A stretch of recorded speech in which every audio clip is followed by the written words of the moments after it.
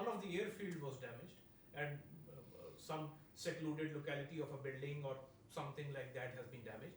There was a fire which took place along the line of control, and mostly the casualties and we are coming back to we have almost come back to pre-22nd April situation. Okay. When we say that the presence of troops on the borders, it is almost, we are approaching that, or we must have approached that by now. And India as well, both sides? Yes, both sides. Okay, it so has both to be sides are in the process of yes, both sides. now Both sides. The resolution is not as per the aspirations of the people of Kashmir. And Raju, this was, I would say,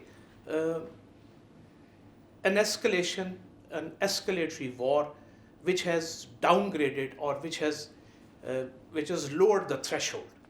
And when I say it has lowered the threshold, previously, we used to be confined to the disputed territory. This time it has been in the international border. And now in the future even, it will not be restricted to the disputed territory. It would come down to whole of India and whole of Pakistan. Rather, the cities were targeted first, and the international border and the line of control were targeted later. So this is a very dangerous trend. And it will affect, I would say, the investments, the trading, and even the potential of 1.5 billion people who are there. We have to first move. Only then we can say that what is the next step. And on the other hand, there are crisis management mechanisms which are totally absent. Less one DGMO hotline. So in the absence of no crisis management mechanism, and on the other side having reckless actions, the time window for the international community to intervene would now be very less. And I would say that damage and destruction may take place even before that time window is exploited by the international community.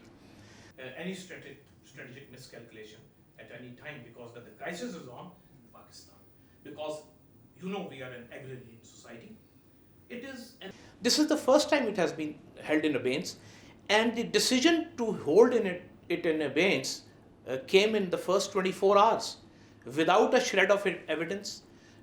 Despite our offers of impartial and independent investigations. This is an existential threat to Pakistan, because we are an agrarian society. It is an existential threat for the 240 million people. So this also lowers the threshold between two countries who are contiguous nuclear powers nowhere else in the world. It was in the cities. So you can yourself imagine how much danger it affords to two contiguous nuclear powers. Pakistan and India are close to reducing the troop buildup along their border to levels before conflict erupted between the nuclear-armed neighbors this month, a top Pakistani military official told Reuters on Friday, May 39th, although he warned the crisis had increased the risk of escalation in the future.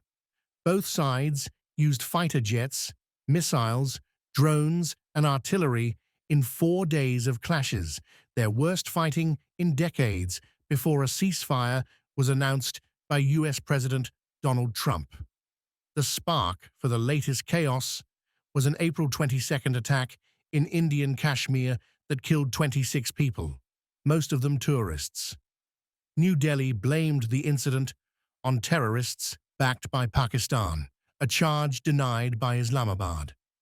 On May 7th, India launched missiles at what it said were terrorist infrastructure sites across the border, and as Pakistan responded with its own attacks, both countries built up additional forces along the frontier. General Zahir Shamshad Mirza, Pakistan's chairman of the Joint Chiefs of Staff, told Reuters that the two militaries had started the process of drawing down troop levels. We have almost come back to the pre-22nd April situation. We are approaching that, or we must have approached that by now, said Mirza, the most senior Pakistani military official to speak publicly since the conflict. India's Ministry of Defense and the Office of the Indian Chief of Defense Staff did not immediately respond to Reuters' requests for comment on the remarks by Mirza.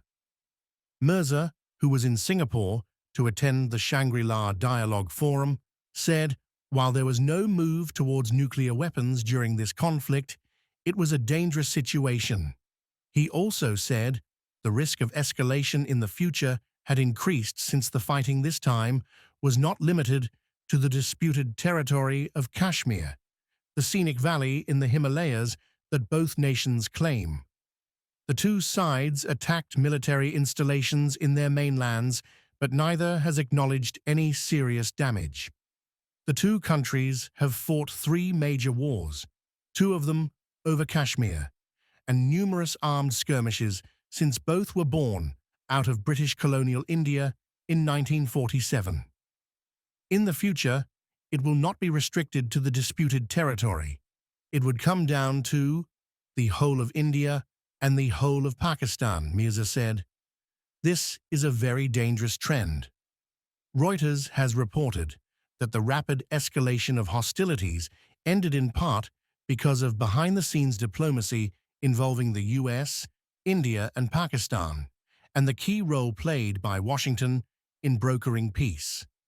But Mirza warned that international mediation might be difficult in the future because of a lack of crisis management mechanisms between the countries. The time window for the international community to intervene would now be very less, and I would say that damage and destruction may take place even before that time window is exploited by the international community, he said. Mirza said that Pakistan was open to dialogue, but beyond a crisis hotline between the Directors General of Military Operations and some hotlines at the tactical level on the border, there was no other communication between the two countries.